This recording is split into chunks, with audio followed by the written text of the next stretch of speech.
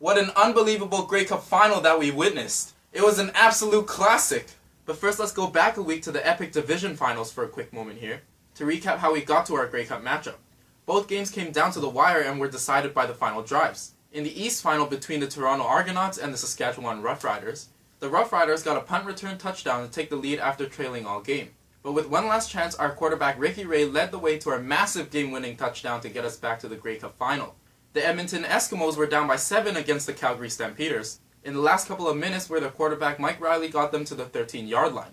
It was 3rd and 4 in the red zone and they needed a touchdown to go for the win or at least tie the game. But the Eskies head coach Jason Moss elected to kick a field goal instead. So that costed them the game and handed Calgary, their rivals, the win to advance to the Grey Cup final. After the game, Jason Moss explained that he decided to kick the field goal because he trusted that his defense would get the ball back for a final drive to try to win the game. But come on, you had a chance to win the game already, and you at least could have tried to tie it up. Even if it's your final down, you're already in the red zone. So even if you fail to get the touchdown, you turn it over deep in their side of the field, and you would have had a bit more time than you did to get the ball back, and probably with better field position. And speaking of trusting your defense, why don't you get the lead first and then trust your defense to close out the game? It's a way better gamble when you need a touchdown to tie or win the game anyway. Plus, Mike Riley already made a 3rd down conversion earlier in the drive. But anyway, that set up a rematch of the 100th Grey Cup, which my Toronto Argonauts won against the Calgary Stampeders back in 2012, which meant the Stampeders were looking for revenge on us for that defeat, but they were also looking for redemption after that loss against Ottawa last season in that incredible Grey Cup game in Toronto. So the Red Blacks raised the cup in Toronto last year, but can the Argos win one in their house? And so the big game was quite a snowy one over in Ottawa, but definitely fitting to have a setting like that for a Canadian football game. It was going to be a bit of a challenge though for the Argos, because we hadn't really played a game in the snow at all this season, especially against a top defensive team in the league. So with the tough conditions, it was quite a slow start to the game, causing a whole lot of 2 and outs, so the game's first points had to come on a tactical play by the Stamps throwing a pass on 3rd down. And Kamar Jordan was the receiver for the 33-yard touchdown. The Argos couldn't get anything going in the first quarter, but would answer in a huge way to start the second, with Ricky Ray throwing one out to Devere Posey, who broke away for the record-setting 100-yard touchdown for the tie, the longest passing play in a Grey Cup game. But the Stamps would go up again on a 6-yard rush to the end zone by their big running back Jerome Messam, and with a 2-point conversion they were up by 8. We would later take a couple points back when the Stamps made a mistake by snapping the football over the punter Maver, forcing him to kick it back for a safety. Calgary would get a field goal though to close the half with a 7-8 lead.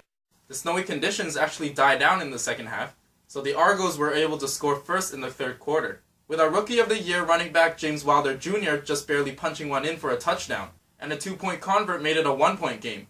Then it was Jerome Messam once again for the Stampeders catching a 6-yard TD to extend the lead. But they kicked a point after, which kept it a 1-score game, 24-16 going into the 4th quarter. It was an absolute battle until the final minutes of the game, but Levi Mitchell had driven the ball to the red zone, and at that point I thought if they scored another major here, that would be the ball game.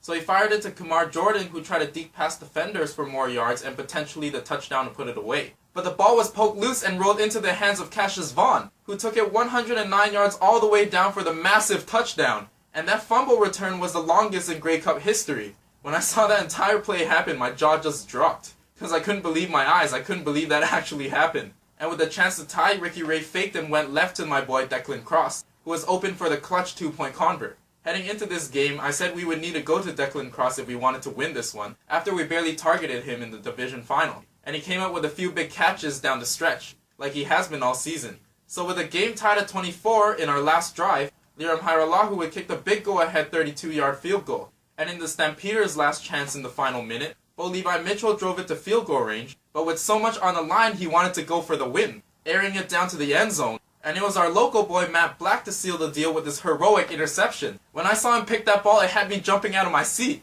So there it is everyone, my Toronto Argonauts are the 105th Grey Cup champions. Devere Posey was the Grey Cup MVP, with a total 175 yards on 7 receptions and that 100-yard touchdown. What an amazing game. We kept clawing back and even made 2 record-breaking 100-plus yard touchdowns. And man, what a perfect bounce-back season. After going last in the East last year, with issues in our locker room, and completely unloading our receiving core mid-season, to changing our management and coaching, bringing in Jim Pop and Mark Trestman who know how to build a winning team, adding guys like S.J. Green and Bear Woods who have that leadership, and right away we have a championship team.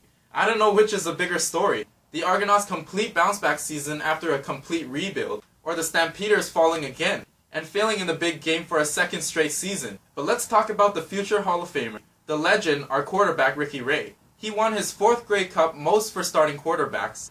And man, I really hope he comes back for another year to at least try to defend our title. And I just love watching him play. But if he decides to pull a Peyton Manning or Henry Burris and go out on top, I would fully respect that. But I'm going to enjoy this one for a long time. Because I'm going to say it again, my Toronto Argonauts are the Grey Cup champions, baby. Thanks so much for watching. Please like and subscribe, and I hope you'll tune in to the next episode.